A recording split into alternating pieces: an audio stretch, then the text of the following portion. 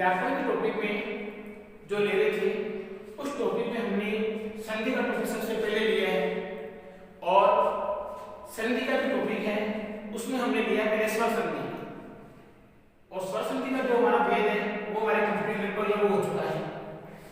तो देखिए संधि क्या चीज है। संधि थी दो वर्णों का भेद था, दो वर्ण आपस में मिल रहे थे, दोनों वर्णों के मिलने से जो योग जो परिवर्तन हो रहा था, जो बदलाव हो रहा था वो संधि थी। दो वर्णों के मिलने से संधि हो रही थी और हमने संधि पढ़ी पहले स्वर संधि और स्वर संधि के हमने प्रत्येक जो भेद था इसका स्वर संधि के जितने भेद थे 7 भेद हमने पढ़े हैं। चित्र की रचना हमने पढ़ी है, 7 भेद स्वर संधि के थे और स्वर संधि की परिभाषा थी कि स्वर के बाद में स्वर आने पर पूर्व पद में क्या होना चाहिए था, स्वर, पर पद में क्या होना चाहिए था, स्वर। तो स्वर के बाद स्वर आने पर जो परिवर्तन होता, स्वर के बाद स्वर आने पर जो परिवर्तन होता वह स्वर संधि थी। अब ये भी पता सकते कि स्वर क्या है। हमने स्वर पढ़ लिए, पहले हमने महसूल सूत्रों में पढ़ा हमने स्वर क्या चीज है। स्वरों की संख्या 9 थी तो इधर भी क्या आना चाहिए था, स्वर। पर पद में क्या आना चाहिए था, स्वर। दोनों पदों में अगर स्वर होगा और जब दोनों पदों के स्वर आपस में मिलेंगे, इधर पूर्व पद का अंतिम स्वर, पर पद का पहला स्वर, दोनों स्वर मिलेंगे तो जो बदलाव होता वो स्वर संधि थी। और अब हम स्वर संधि की जो हमने 7 भेद पढ़े हैं, दीर्घ स्वर संधि, अचर स्वर्ण दीर्घ, गुण संधि पढ़ी, वृद्धि पढ़ी, अयाति पढ़ी, यण पढ़ी, पूर्व रूप, पर रूप को पढ़ी और हमने स्वर संधि के पूरे भेद समाप्त कर दिए। अब हम अगली संधि पढ़ रहे हैं। आज नई संधि की शुरुआत हो रही है हमारी व्यंजन संधि। तो स्वर संधि को हमने जैसे नाम से सिद्ध होता है तो स्वर संधि, स्वर के बाद में स्वर आने पर दोनों वर्ण क्या होना चाहिए थे, स्वर। ये शर्त थी कि दोनों तरफ अगर स्वर होंगे तो संधि स्वर संधि होती है। अब हमारे व्यंजन संधि में तो व्यंजन संधि की परिभाषा क्या होती है। देखिए व्यंजन संधि की परिभाषा होती है, पहला जो पद आना चाहिए वो क्या आना चाहिए, व्यंजन। शर्त इसकी कि व्यंजन वर्ण के बाद, और व्यंजन ध्यान रखना, व्यंजन क्या होता है, अर्धमात्रिक। अर्धमात्रिक का मतलब सब समझते हैं, हमें समझाने जरा आवश्यकता नहीं पड़ेगी ज्यादा क्योंकि आप स्वर संधि पढ़ चुके हो। उसके अंदर बार-बार में आ रहा था अर्धमात्रिक, अर्धमात्रिक, क्योंकि व्यंजनम से अर्धमात्रिकम, जो व्यंजन होता है आधा मात्रा का होता है, उसका हलंत होता है। तो व्यंजन संधि में जो पूर्व वाला पद था, जो प्लस के पहले वाला पद था, जो धन के पहले वाला पद था, वो व्यंजन होना चाहिए। अब रही पर पद में, तो पर पद में कोई शब्द डिसाइड नहीं है। पर पद में व्यंजन भी हो सकता है, पर पद में स्वर भी हो सकता है। अब ये नहीं है कि जब स्वर दोनों तरफ स्वर आ रहे थे तो स्वर संधि बन रही थी और कई बताते कि दोनों तरफ व्यंजन आ रहे हैं तो व्यंजन संधि बनेगी, गलत। पूर्व पद में व्यंजन आना ही चाहिए, लेकिन पर पद में व्यंजन भी आ सकता है, पर पद में स्वर भी आ सकता है। तो ऐसे दो वर्ण जो पूर्व पद में व्यंजन हो, पर पद में स्वर भी हो सकता है, पर पद में व्यंजन भी हो सकता है। और जब दोनों वर्ण मिलेंगे तो उन वर्णों को मिलने पर जो बदलाव होगा, जो चेंजिंग होगी, जो परिवर्तन होगा, वह व्यंजन संधि होगी। तो व्यंजन संधि की परिभाषा आप खुद बनाएंगे। व्यंजन संधि की परिभाषा हम कहीं से रटेंगे नहीं, किसी किताब से नहीं देखनी है। व्यंजन संधि की परिभाषा क्या होगी कि व्यंजन वर्ण के पश्चात, क्या परिभाषा होगी, व्यंजन वर्ण के पश्चात व्यंजन वर्ण आने पर अथवा स्वर वर्ण आने पर, क्या आने पर, व्यंजन वर्ण आने पर, क्या आने पर, स्वर आने पर जो बदलाव होता है, जो परिवर्तन होता है, जो नया योग बनता है, वह व्यंजन संधि कहलाएगा। तो व्यंजन वर्ण के पश्चात व्यंजन वर्ण आने पर अथवा स्वर आने पर जो परिवर्तन होगा, जो वर्णों में बदलाव आएगा, वो व्यंजन संधि होगी। क्लियर, बिल्कुल सही परिभाषा समझ में आ चुकी है आपकी। अब हमने कहेंगे कि व्यंजन संधि क्या होती है। इधर कौन होना चाहिए? व्यंजन। पर में कौन होना चाहिए? व्यंजन भी आ सकता है, स्वर भी आ सकता है। व्यंजन भी आ सकता है और स्वर भी आ सकता है। संधि कौन सी होगी? व्यंजन संधि। अब आगे व्यंजन संधि हमने इतना पढ़ लिया है व्यंजन संधि क्या होती है। अब हम पढ़ रहे हैं व्यंजन संधि के भेद। हमने स्वर संधि के अलग अलग भेद पढ़े, स्वर संधि के 7 भेद पढ़े, हम व्यंजन संधि के भेद पढ़ रहे हैं। और व्यंजन संधि का सबसे पहला भेद हम जो पढ़ेंगे वो व्यंजन संधि का सबसे पहला भेद होगा वो हम पढ़ेंगे। क्या पढ़ेंगे? देखिए, इष्टुत्व व्यंजन संधि। क्या पढ़ेंगे हम? इष्टुत्व व्यंजन संधि पढ़ेंगे हम। देखिए ध्यान से, ये भेद पढ़ेंगे व्यंजन इष्टुत्व व्यंजन संधि पढ़ेंगे। बिल्कुल क्लियर है। अब व्यंजन संधि का भेद पढ़ने के पहले हमारे पास वही चीज क्या होना चाहिए? हमारे पास में माहेश्वरी सूत्र होना चाहिए। क्या होना चाहिए? माहेश्वरी सूत्र होना चाहिए। और माहेश्वरी सूत्रों की संख्या कितनी होती है? 14 होती है। जो बच्चे, जो छात्र पहली बार देख रहे हैं अपने संधि की वीडियो को, तो उन्हें बता दें कि माहेश्वरी सूत्र क्या है। भगवान शंकर के डमरू से निकले हुए 14 जो ध्वनियां थी, उन 14 ध्वनियों से जो सूत्र उत्पन्न हुए उन्हें हम कहते हैं शिव सूत्र या माहेश्वरी सूत्र कहते हैं। इन्हें हम चतुर्दश सूत्र, क्योंकि चतुर्दश का मतलब होता है 14, तो 14 सूत्रों का समूह होता है, वो क्या कहलाता है? चतुर्दश सूत्र कहलाता है। तो माहेश्वरी सूत्रों को हम शिव सूत्र भी कहते हैं और चतुर्दश सूत्र भी कहते हैं। तो सूत्रों के अनुसार जो माहेश्वरी सूत्र है उसके अनुसार संधि की परिकल्पना हुई है, संधि की रचना की गई है। तो हम देखते हैं सूत्रों में 14 सूत्र कौन कौन से हैं। तो 14 सूत्रों में देखिए, पहले पढ़ते हैं हम। पहला होता है इसमें ए, ई, उ और ऋ। पहला सूत्र क्या हो गया? ए, ई, उ और ऋ। ऋ जो होता है इत संज्ञा होता है। ऋ क्या होता है? इत संज्ञक वर्ण होता है। और ऋ इत संज्ञक वर्ण होता है, इसका मतलब ऋ का यहाँ पर कोई महत्व नहीं होता। ये ऐसे मिलाते ऋ तक एक बनता है प्रत्याहार। क्या बनता है? प्रत्याहार बनता है। अण, इसे प्रत्याहार क्या बोलते हैं? अण। और अण प्रत्याहार में कितने वर्ण आ रहे हैं ये हमें समझना है। हम स्वर संधि में समझ रहे थे, लेकिन जो पहली बार देख रहे हैं उनको समझना है। जो अण प्रत्याहार है इसमें 3 वर्ण हैं, ए, ई और उ। ध्यान रखना है, प्रत्याहार का नाम क्या होगा? अण। अण क्यों होगा? ऐसे मिलाकर ऋ तक वर्ण है। ध्यान रखना, काम नहीं आ रहा है, लेकिन अण प्रत्याहार में इसकी गिनती आ रही है। तो अण प्रत्याहार में वर्ण कितने आएंगे? 3 वर्ण। दूसरा हमारा सूत्र क्या होगा? दूसरा सूत्र हमारे पास में री, ली और कै। दूसरा कौन सा है? री, ली, कै। तीसरा हो गया इधर नंबर 3 ए, ओ, एवं 4 का योग आई, औ, चे। नंबर 4 पे क्या होगा? आयुष। देखिए ये जो ऐसे लगाकर चेतक, ऐसे लगाकर चेतक जो प्रत्याहार होना है उस प्रत्याहार को क्या कहेंगे? अच। क्या कहेंगे? अच। अच का मतलब हो गया स्वर। 1 2 3 4 5 6 7 8 9 स्वर हो गए। स्वर संधि में इन्हीं का प्रयोग होता है। इन्हीं लोगों को क्या कहते हैं? स्वर कहते हैं। इन्हीं लोगों को क्या कहते हैं? स्वर कहते हैं। इन 9 स्वरों जब दोनों तरफ जो स्वर आते हैं तो स्वर संधि हो गई। अब हम व्यंजन संधि पढ़ रहे हैं, तो आगे वाले प्रत्याहार हमारे पास में काम आएंगे।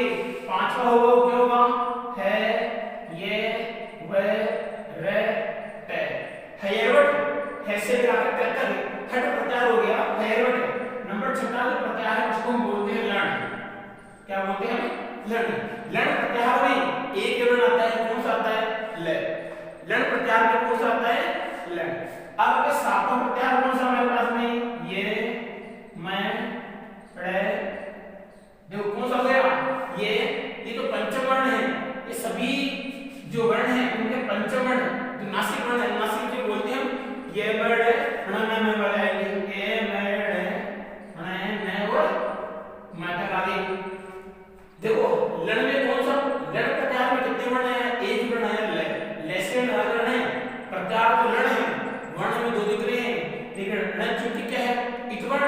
तो केवल काम क्या आ रहा है इसमें, लय काम में आ रहा है। अगला जो प्रत्याहार होगा हमारा वो हम पढ़ रहे हैं नंबर 8 में, वो होगा जबे, ज बे ये।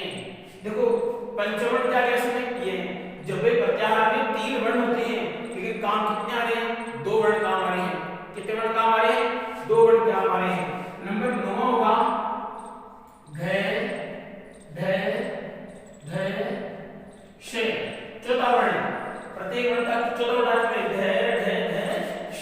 इसको अच्छे कौन से लिख लेते हैं बारो, घ ढ श, घ ढ ध और श, ये ध हो गया, घ ढ ध श।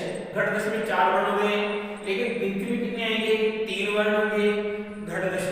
नंबर 10वां जो होगा तीसरा वर्ण में आ रहा है, ज ब ग ड़ द श, ज ब ग। प्रत्येक जो अपना वर्ग है, क वर्ग, च वर्ग, ट वर्ग, ट वर्ग, प वर्ग, 5 वर्ग है, 5 वर्गों के तरतीब वर्ण। जो तीसरा वर्ण होता है वो जबगढ़ दश में आता है, जिसे हम जस प्रत्याहार बोलते हैं। जैसे लगाकर से, तो कौन सा प्रत्याहार हो गए, जस प्रत्याहार हो गया। ये हमारे व्यंजन संधि में काम आएगा बार बार, जस प्रत्याहार। नंबर 11 में आएंगे, नंबर 11 के अंदर क्या आएगा, ख फ छ ठ ठ च ट ठ और व। दूसरा वो पहला वर्ण ख फ छ ठ ठ च ट ठ व। दूसरा और पहला वर्ण आ रहा है इसमें, ख से लगाकर व तक हो गया। नंबर 12 में जो आ रहा है वो क्या है, कपये। 12 में क्या आएगा, क प ये। नंबर 12 में आ गया कपये। फिर आ गया आपके स श से, तीनों से आएंगे इसमें, स और र, तीनों से आगे इसमें श और र आ गए। अब जो नंबर लास्ट है उसको हम क्या बोलते हैं, नंबर जो चल रहा है वो प्रत्याहार है हल। कौन सा प्रत्याहार होगा, हल प्रत्याहार होगा। हल प्रत्याहार में अंतिम वर्ण क्या हो गया, ल। अब हम व्यंजन संधि को एक नाम से और पुकारते हैं। व्यंजन संधि से हम स्वर संधि को बोलते थे संधि, तो व्यंजन संधि का दूसरा नाम क्या होगा, व्यंजन संधि का दूसरा नाम होगा हल संधि। क्या नाम होगा, हल संधि। अब जो स्वर संधि बोल रहे थे उसमें स्वर आ रहे थे और व्यंजन में स्वर भी आ रहे हैं और व्यंजन भी आ रहे हैं, इसका नाम हल संधि क्यों हुआ, ऐसे लगाकर लेकर। स्वर तो आते आते हैं, लेकिन इधर जो वर्ण आने चाहिए वो कौन से होंगे, देखो आप, ऐसे लगाकर ले, ऐसे लगाकर लेकर जितने वर्ण आ रहे हैं वो कौन संधि में आ रहे हैं, हल संधि में। तो ऐसे लगाकर लेकर पूरे वर्ण आने के कारण इस संधि को क्या कहते हैं, हल संधि। तो व्यंजन संधि का दूसरा नाम क्या है, हल संधि। व्यंजन संधि अपरम नाम किम अस्ति, व्यंजन संधि का दूसरा नाम क्या होगा, हल संधि। स्वर संधि का दूसरा नाम क्या होगा, अच संधि। अब हम पढ़ रहे थे चतुर्थ संधि, क्या पढ़ रहे हैं, चतुर्थ संधि पढ़ रहे हैं। देखिए इस चतुर्थ संधि का तो सबसे पहले जो इच्छु है, क्या है, इच्छु, फिर लगे इसमें त्वय। तो इस चतुर्थ संधि में हमें ध्यान रखना है, जिसे हम पढ़ रहे हैं महत्व पढ़ रहे हैं, तो उसके अंदर महत्व शब्द होता है, त्वय प्रत्यय होता है। तो जो महत्वता से युक्त होता है वो होता है महत्व। तो इस चतुर्थ में देखो मूल शब्द क्या है, हमें पहले पहचानना है, हमें संधि की जड़ तक जाना है, जड़ से संधि को उठाना है पहली चीज, तभी संधि समझ में आएगी। इष्टुत्व संधि, इष्टुत्व संधि क्यों है, इष्टुत्व संधि में पहले क्या दिख रहा है हमें, स कौन सा है, अर्धमात्रिक। तो इस स को हम नीचे लिख लेते हैं, हमने स ले लिया, ये आधा है, यहाँ पर हमने आधा ले लिया अर्धमात्रिक करके। अब यहाँ क्या बच गया है, ये त्वय तो प्रत्याहार एक प्रत्यय है, त्वय प्रत्यय होता है। हमने पढ़ा महत्वम, दीर्घत्वम, लघुत्वम, ये त्वय प्रत्यय होता है जो लघुता से युक्त होता है, लघुत्वम, जो महत्ता से युक्त होता है महत्वम, जो दीर्घता से युक्त होता है दीर्घत्वम। तो जो इच्छु से युक्त होता है, किससे युक्त है, इच्छु। इच्छु में हमने क्या ले लिया, सत्व ले लिया। अब कौन बच गया है, चु, कौन बच गया, चु बच गया इसमें। इच्छुत्व में इच्छुत्व से जो इच्छु से युक्त है, और दीर्घत्वम का मतलब क्या होता है, दीर्घत्वम, दीर्घ का मतलब बड़ा, तो दीर्घता से युक्त दीर्घत्वम, और बृहत्त्वम, लघुत्वम, महत्त्वम, साधुत्वम, गुरुत्वम, गुरुत्वम का मतलब जो गुरुता से युक्त है, जो सज्जनता से युक्त से होते हैं साधुत्वम। तो जो इष्टु से युक्त है उसे हम क्या बोलेंगे? इष्टुत्व। तो इष्टुत्व हो गया, तो ये प्रत्यय हो गया, मूल शब्द इष्टु, इष्टु हो गया। अब इष्टु में से हमने क्या ले लिया? स ले लिया। ये आधा से का हमने यहाँ ले लिया। यहाँ क्या बचा? केवल बचा है यहाँ पर चू। क्या बचा है? चू बचा है। अब ये हमने इधर ले लिया, सब चू ले लिया हमने, ये ले लिया हमने चू। ये चू कहाँ से निकाला हमने? यहाँ से निकाल लिया। से कहाँ गया? ये रहा। कौन बचेगा? ये चू बच गया। अब हमने 9th क्लास के अंदर पढ़ा था हमने, हम कैरक को एक नाम से और पुकारते हैं, चैवर को एक नाम से और पुकारते हैं। हम 9th के अंदर ये बात पढ़ चुके हैं। कै को बोलते हैं कू, चै को बोलते हैं चू, टैवर को बोलते हैं टू, टैवर को बोलते हैं टू, पावर को बोलते हैं कू। तो कू चू टू टू कू, मतलब कू का मतलब कैवर हो गया, चू का मतलब चैवर होता है, टू का मतलब टैवर होता है, टू का मतलब टैवर होता है, कू का मतलब पैवर होता है। ये भी उनके नाम ही है, कू चू टू टू और कू। अगर कू का मतलब कैवर और कू का मतलब कैवर और पांचों वर्ण आ गए, चू का मतलब चैवर हो गए, पांचों वर्ण आ गए, टू का मतलब टैवर हो गया, पांचों वर्ण आ गए इसमें, टू का मतलब टैवर और पांचों वर्ण, और कू का मतलब पैवर और पांचों वर्ण। तो हमने यहाँ पर क्या लिया है? चू। अब बताइए चू का मतलब क्या हो गया? चू जब कू का मतलब कैवर के पांचों वर्ण, तो चू का मतलब चैवर के, चे क्षे जे झे और ये 5 वर्ण हो गए। हम ये तो पूछ रहे हैं, इतनी बात क्लियर है?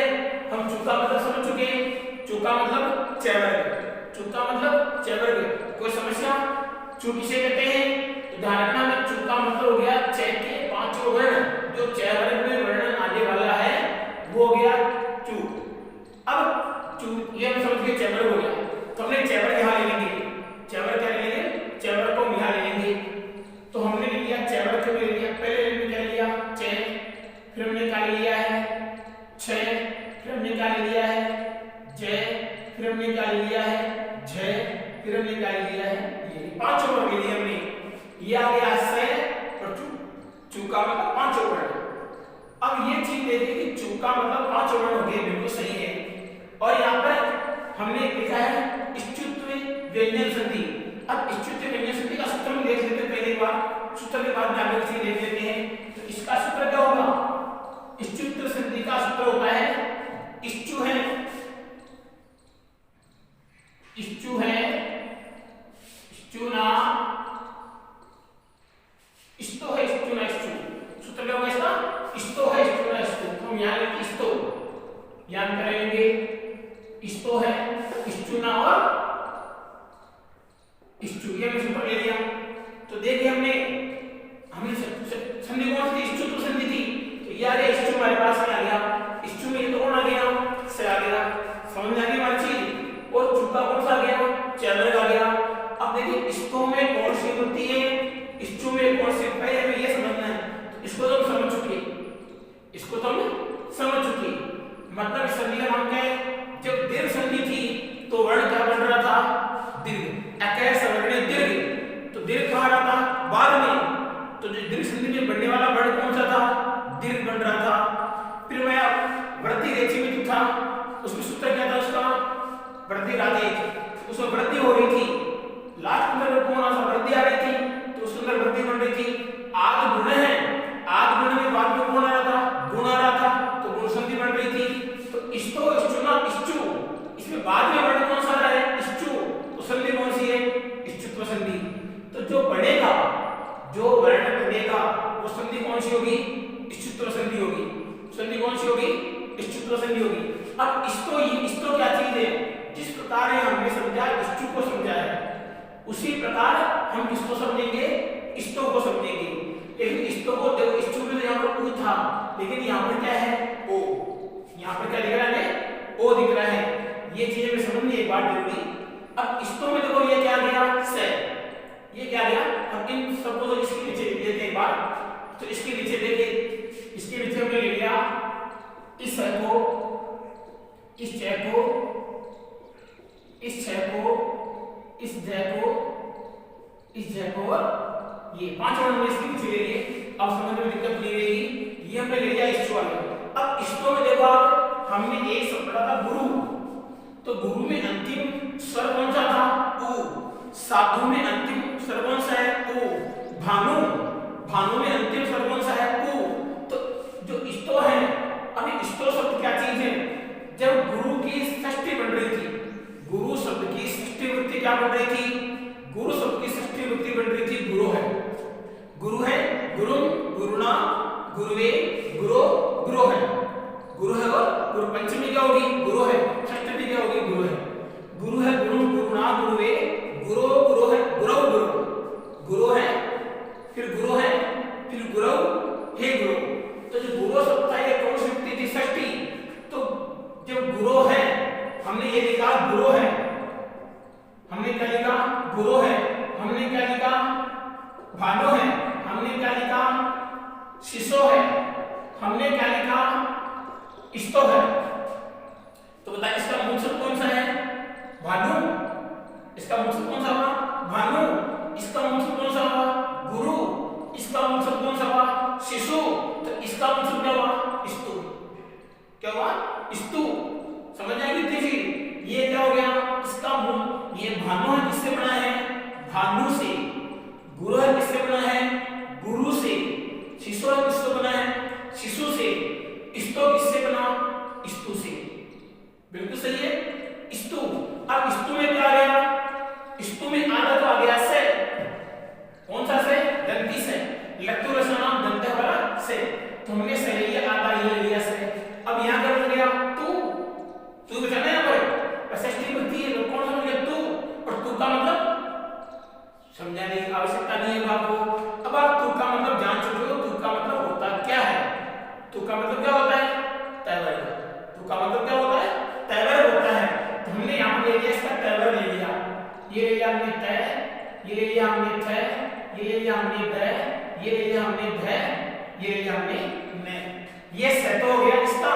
और तुवर के पंचवर्ण 1 2 3 4 और 5, ये 6 वर्ण इधर है।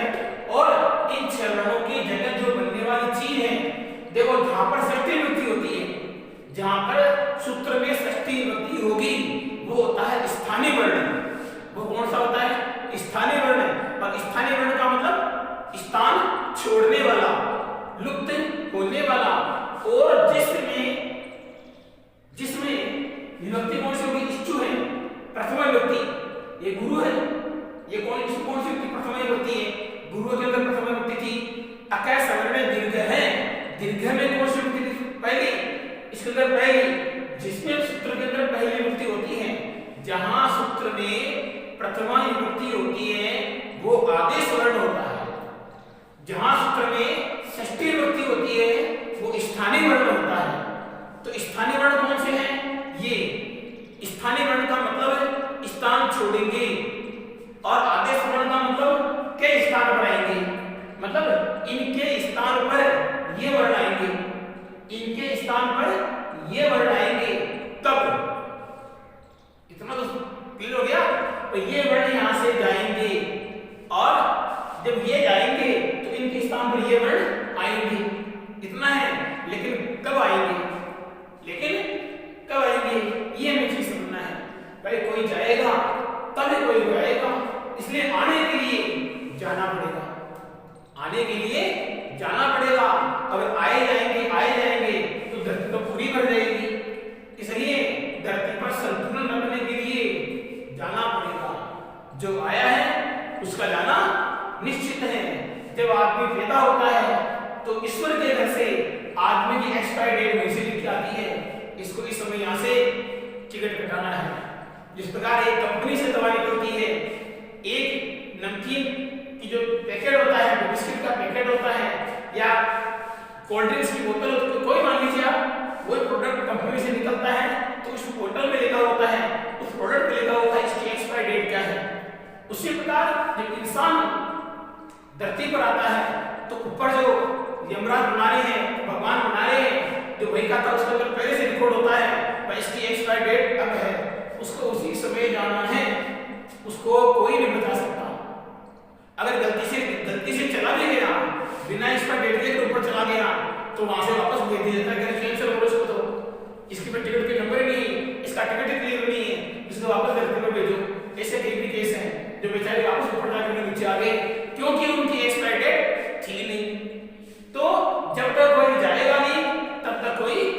जाएगा नहीं, इसलिए इनको जाना होगा, इनको आना होगा। लेकिन इनके स्थान पर क्या होना चाहिए, इनके संपर्क में क्या चुना। देखिए हमने स्वर संधि पढ़ा, तब स्वर संधि में कहा कि जिसमें सप्तमी होती है। जब हमने स्वर संधि पढ़ी तो स्वर संधि में लिखा था कि जिसमें सप्तमी होती है वो पद बाद में होता है, वो पद बाद में होता है। लेकिन यहाँ पर सप्तमी नहीं है, यहाँ पर कौन सी होती है, तृतीया। इश्चुना, भानु से भानुना, गुरु से गुरुना, साधु से साधुना, इष्टु से इष्टुना। क्लियर। शिशु से शिशुना, भानु से भानुना, गुरु से गुरुना, रिपु से रिपुना, इष्टु से इष्टुना। बिल्कुल सही है। ये तीसरी विभक्ति। तो इनके बाद देखो बाद क्या है, इनके स्थान पर ये हो जाएंगे इनके संयोग से। तीसरी विभक्ति का मतलब होता है सह। हमने पढ़ा है धातु प्रयोग पढ़े हमने, सह शब्द के योग में कौन सी विभक्ति आती है, सह शब्द के योग में विभक्ति आती है तृतीया। तो इनके जब इनके संपर्क में इनके संयोग में ये आएंगे तब ये बढ़ेगा। अब देखिए ये नहीं है कि इनके बाद में आएंगे, हो सकता है ये इनके पहले भी हो। अगर ये इष्टु में वर्ण कौन से हो गए, इष्टु के अंदर वर्ण ये हो जो ये थे, ये स हो गया, स के बाद ये च हो गया, च के बाद ये क्ष हो गया, ये ज हो गया, ये झ था और ये था। अब ये जो चुना है, ये चुना ये यहाँ इसके बाद भी हो सकता है, ये इसके पहले भी हो सकता है, लेकिन जाना किनको, इनको। अगर ये स यहाँ होगा तो इस स के बाद में ये सारा है, लेकिन बढ़ेगा कौन सा से, ये स बढ़ेगा। चाहे इसके बाद में हो चाहे इसके पहले हो, हटेगा कौन, ये आएगा कौन, ये जो च है, ये च इसके बाद में च हो सकता है, ये च इसके पहले भी हो सकता है, क्योंकि सप्तमी नहीं है। अगर सप्तमी होती तो होता आने पर, तो आने पर कुछ नहीं है, इसका मतलब संयोग में सह। तीसरी विभक्ति सह का मतलब आगे भी हो सकता है, सह का मतलब पीछे भी हो सकता है, साथ होना चाहिए। ये कंडीशन पैदा करता है कि इसके बाद में इनमें से भी कोई होने पर बनेगा ये। इनमें से अब जैसे मान लीजिए स है और स के बाद में अगर छ भी आ गया, स के बाद में छ भी आ गया, स इनमें से कोई भी वर्ण आओ, स के बाद में इनमें से कोई भी वर्ण आओ, क्या बनेगा, ये से बनेगा। ये नहीं है और त के बाद में अगर ये आ गया तो मतलब ये नहीं बनेगा। त के बाद में चाहे ये आओ, इस त के बाद में इनमें से कोई भी वर्ण आ जाओ, बनेगा क्या, इसके स्थान पर ये बनेगा, ये देगा। ये कंडीशन बनने की इनके सामने रखे हुए ये कंडीशन बने, तो ये लोग आएंगे विस्तार बनाएंगे। इससे क्या बन रहा है, देखिए इससे बनेगा ये, इससे क्या बन रहा है, ये बन रहा है, इससे क्या बन रहा है, ये बन रहा है, इससे क्या बन रहा है, ये बन रहा है, इससे क्या बन रहा है, ये बन रहा है, और इससे क्या बन रहा है, ये वर्ण तो या तो बाद में आ सकते हैं या पहले। लेकिन अगर मान लो त के बाद में ज आ गया, त के बाद में ज आ गया या त के पहले ज आ गया, चाहे त के बाद में जाओ चाहे त के पहले जाओ, बढ़ना किसमें, त के बाद में च को बढ़ना। त स्थानीय वर्ण है तो त के स्थान पर जो वर्ण बनेगा, जो आदेश वर्ण होगा वो क्या होगा, त के बाद में होगा तो च ही होगा। अगर ये द यहां से हट रहा है, द स्थानीय वर्ण है, द के बाद में चाहे इनमें से कोई भी आओ, द के पहले चाहे इनमें से कोई भी आओ। देखो ये सप्तमी है, बाद में आने पर ये पहले भी आ सकते हैं, बाद में आ सकते हैं, क्योंकि सूत्र में कौन सी होती है, तृतीया। तो द के बाद में चाहे कोई भी हो, चाहे द के बाद में सा जाओ, चाहे द के बाद में कोई भी हो, द के लिए क्या बनेगा, द के बाद में क्या बनेगा, द के बाद में जो कौन सा वर्ण है, तृतीय वर्ण, तो तृतीय वर्ण यही बनेगा, द के बाद में ये बनेगा। तीसरे वर्ण के स्थान पर तीसरा वर्ण, पहले वर्ण के स्थान पर पहला वर्ण। देखिए स के स्थान में बन गया, पहले के स्थान पर पहला ही बनेगा चाहे कोई आ जाए, दूसरे के स्थान पर दूसरा ही बनेगा चाहे कोई आ जाए। समझ रहे हो, उदाहरण समझेंगे इसकी, स्थान पर तो बढ़ना पड़ेगा। बाकी आप बच्चे का खतरनाक इसी संज्ञानी है, आप कुछ बना सकते हैं, लेकिन बनाएंगे आप नियम से, चलेंगे हम नियम से, बिना नियम के हम कुछ भी नहीं बना सकते। बिना नियम के बनाना बड़ी खतरनाक चीज होती है, इनको बिना नियम के बनाना। अगर मान लीजिए दोबारा एक बार समझा देता हूं आपको, क्योंकि ये थोड़ी सी थोड़ी सी है ऐसी, हालांकि आपके कोर्स में बोर्ड में आएगी, पाठ्यक्रम में 10th के पाठ्यक्रम में संख्या नहीं है, लेकिन देखा जा रहा है कि लगातार बोर्ड में आगे बोर्ड है, ये बोर्ड कुछ भी कर सकता है। और जब बाद में जब बोनस पॉइंट देकर मांग भी करें तो ये बोर्ड की मर्जी है कि बोनस अंक दे या नहीं दे, लेकिन हमें तैयार रहना है। दुश्मन कोई भी हथियार छोड़े, हमें उस हथियार को तोड़ने की कला आनी जरूरी है, क्योंकि युद्ध में नियमों का बदलना तय नहीं होता है। युद्ध में कभी भी कोई भी नियम बदला जा सकता है।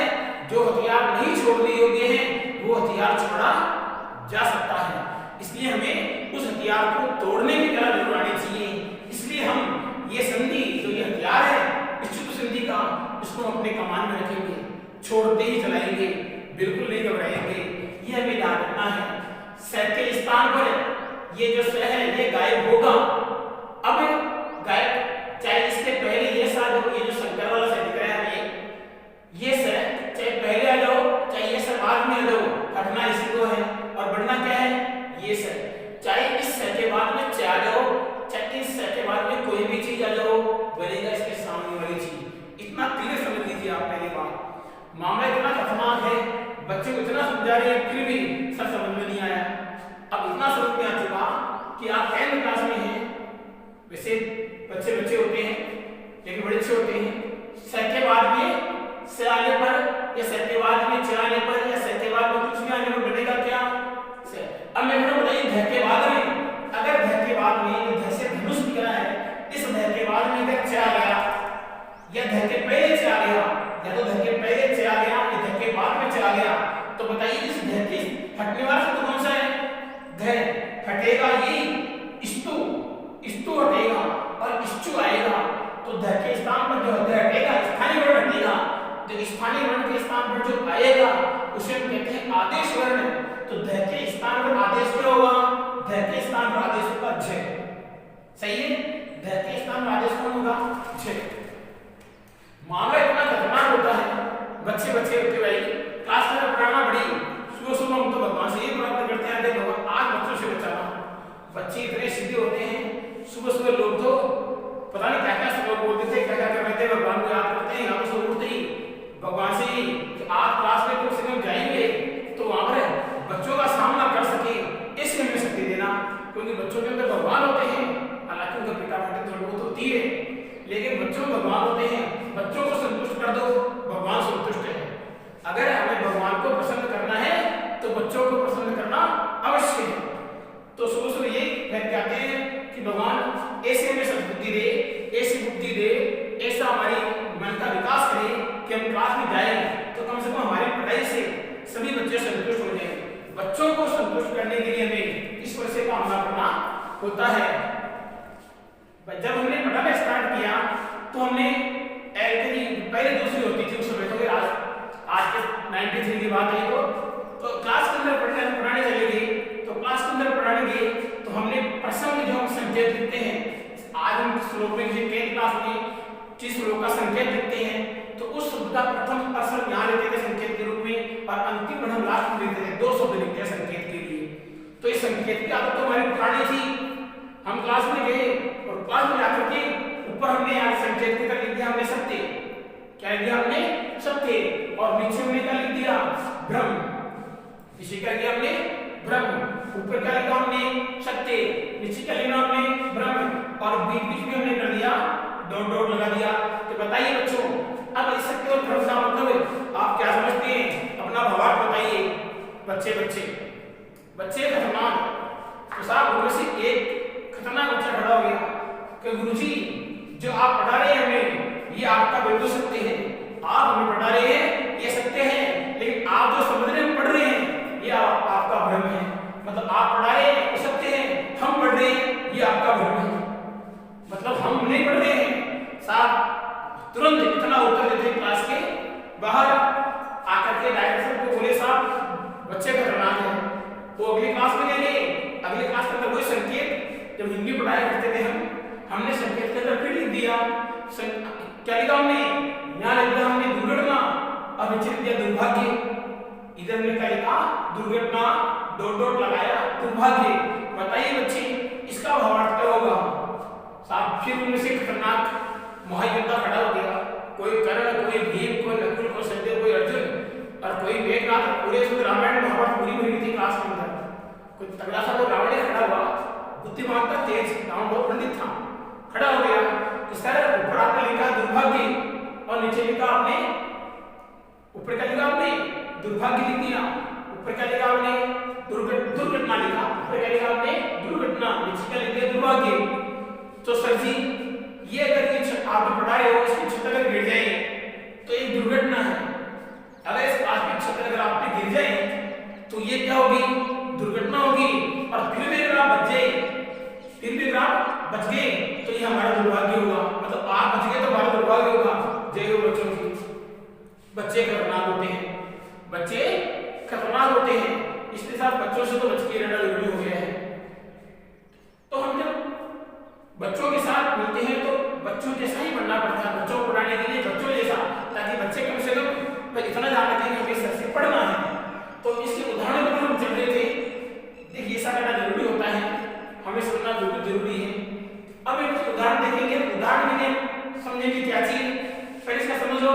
इनके स्थान पर ये आएंगे, इनके स्थान पर मतलब स्तु, देखो हमें इसकी परिभाषा क्या बनाएंगे, इसकी परिभाषा बनाएंगे हमें स्तु के स्थान पर, स्तु के स्थान पर स्तु के सहयोग से, अर्थात से तय ये पूरा वर्ग लिखेंगे, स्तु लिखा हुआ है स्तु हो गया, स्तु के स्थान पर, स्तु के स्थान पर स्तु हो जाना, स्तु के स्थान पर स्तु हो जाना ही सचुत्व संधि कहलाती है।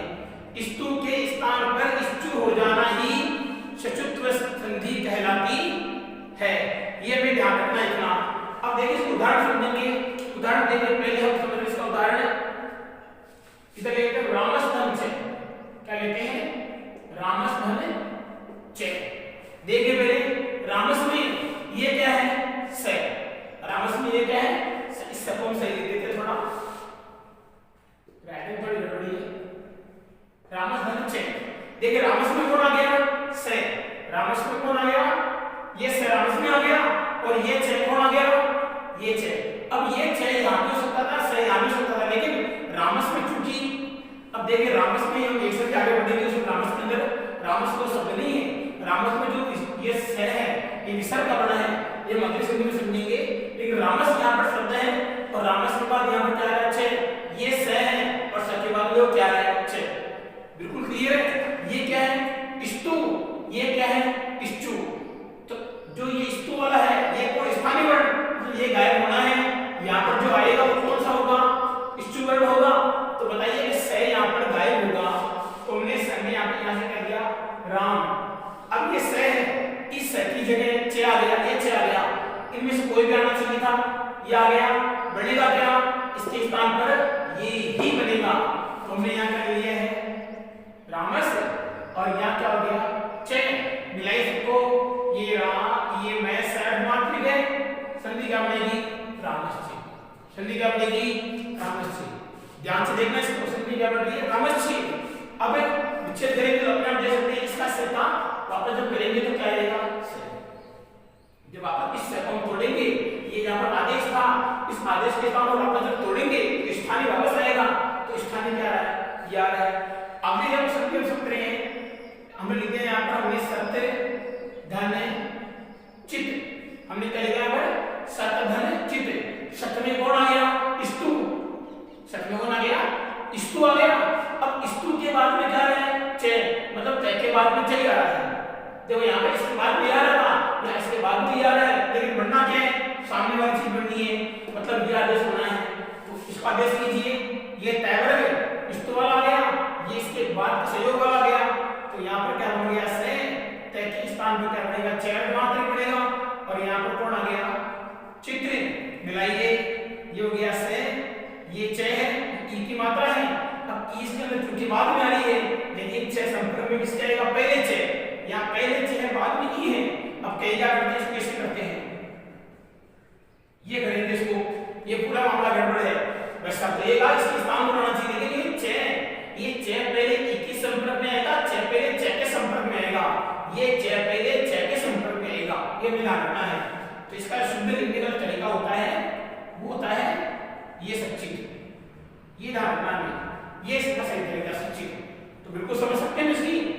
इसका उदाहरण और देखते हैं, इसका उदाहरण आगे देखते हैं हम। सतनचित के बाद में जो मुख्य उदाहरण है मोस्टली है, वो इसका उदाहरण देखिए आप, ड और धन ज्वल है। ये कई कंपटीशन एग्जाम में, बोर्ड एग्जाम में आ चुका है बार ये उद्धन ज्वल है। तो देखिए उद में क्या गया इच्छु, इधर तो ये आना जरूरी है। अब ये इधर का सकता है इधर भी, लेकिन जब इधर पे मान लो दा जाए इधर दा जाए, एक तरफ तो इसको आना जरूरी है। ये नहीं है अभी इधर दा गया तब क्या आएगा, क्या तो कभी नहीं आएगा। इधर दा गया इधर किसी न किसी को आना पड़ेगा, इनमें से किसी को आना पड़ेगा बढ़ने के लिए। ये नहीं आएगा तो बिल्कुल नहीं बढ़ेगा। तो देखो मुख्य स्थान पर क्या गया ऊ, अब इनमें से ये कैंसिल गया, इसकी देखो इसके बाद में क्या आ रहा है, इसके बाद में आ रहा है कौन, द के बाद में जा गया। तो द के बाद में जा गया तो बढ़ना क्या है, ये ज बढ़ना है। हमने ले लिया अर्धमात्रिक, अलग कर दिया इसको, ये ज आधा ये बड़ा है।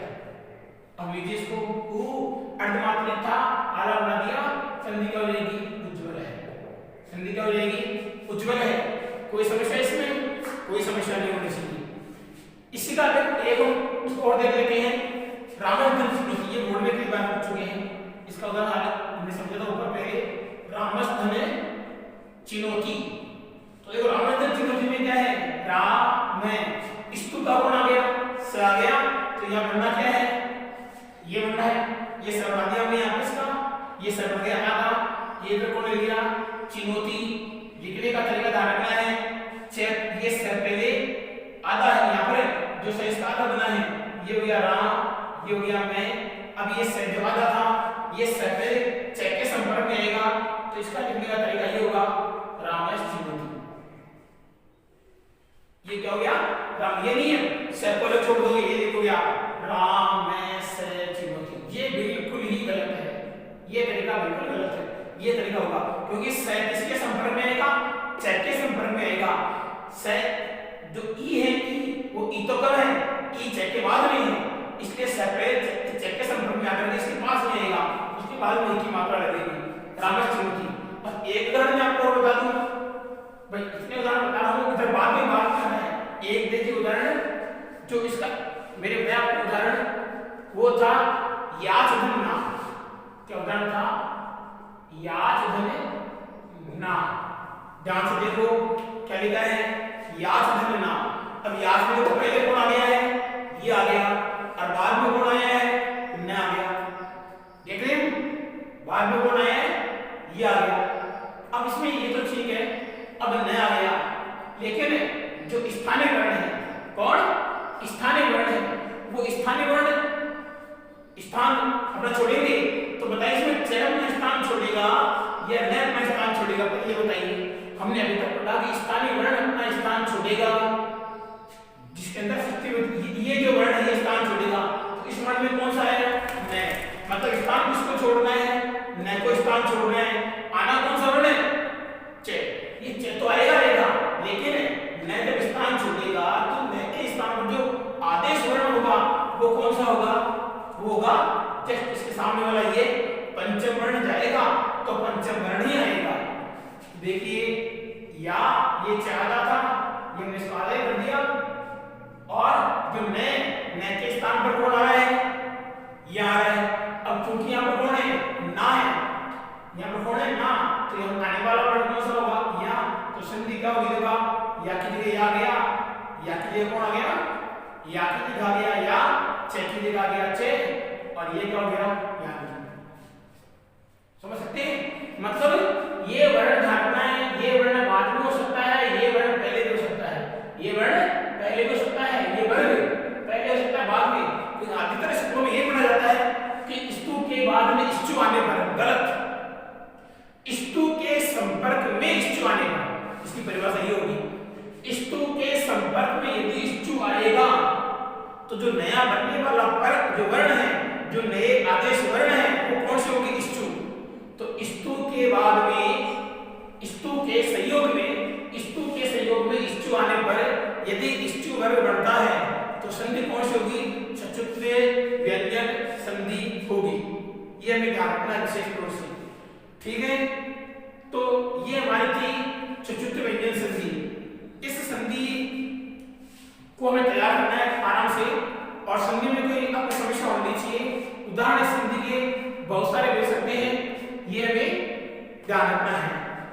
ठीक है बच्चों, ये हमारी संधियों की सूत्र कैसे क्या रहा ये मैं आप जरूर बताओगे, लेकिन समझाने की पूरी कोशिश की गई है।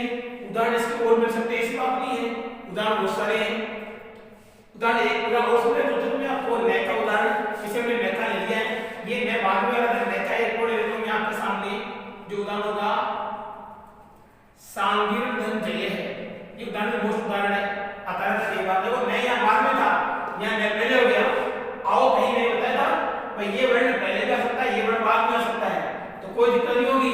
हटना किसको है, इसको हटना है, तो नए यहाँ से हटेगा तो क्या बढ़ेगा, नए अगर यहाँ से हटेगा तो इसलिए ये बढ़ना है, तो संधि क्या बनेगी सांगीर्ण, ये नए हटेगा, नए के स्थान पर ये बढ़ गया पंचम और संधि बनेगी सांगीर्ण जय। संधि क्या बनेगी सांगीर्ण जय। ये हमें विशेष ध्यान रखने की चीज है, ये हमें विशेष इसको सोचना है और हमें समय की बचत करते हुए इस संधि को हमें दिमाग से समझना है, इसका हमें विशेष ध्यान रखना है। तो ठीक है बच्चों, ये आपकी आज क्लास है, चतुर्थ संधि की क्लास थी, ये यही समाप्त होती है। कोई समस्या हो